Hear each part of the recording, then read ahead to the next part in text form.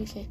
Muri yeZimbabwe uchangotanga kusvika pano paHarare 263. Ndinokumbura utore nguva yako diki yekuti usubscribe wotena on the notification bell. Ini Harare nchange nchikuzivisai manews updates zvinhu zviri kuitika munyika yedu yeZimbabwe. Saka ndikuitira kuti usazosarire munguva inotevera. Nyaya yandauya nezvayo muzuva ranhasi nyaya yaSarah Malangu. Sarah Malangu mukadzi iye ane 28 years. Mukadzi uyu akamitiswa. After amitiswa, murume uyu akaramba kuchengeta vana, akabva azvara matwins.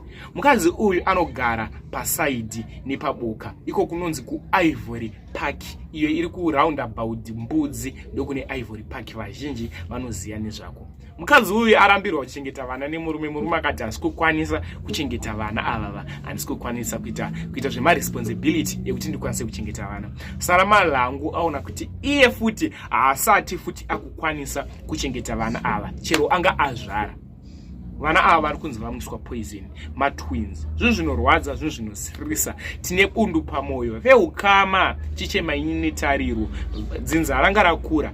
But ndo zvatazosangana nazvo tasangana neSad News. Ndinokumbura kuti zvatinofunga comment section pamusoro penyaya yaSarah Malangu. Uri iyo uri kuitonga unomupa makore mangane mujeri. Asi munhu uyu abva anofumura ego police station kuti ndisungei ndauraya vana vangu. Zvinorwadza.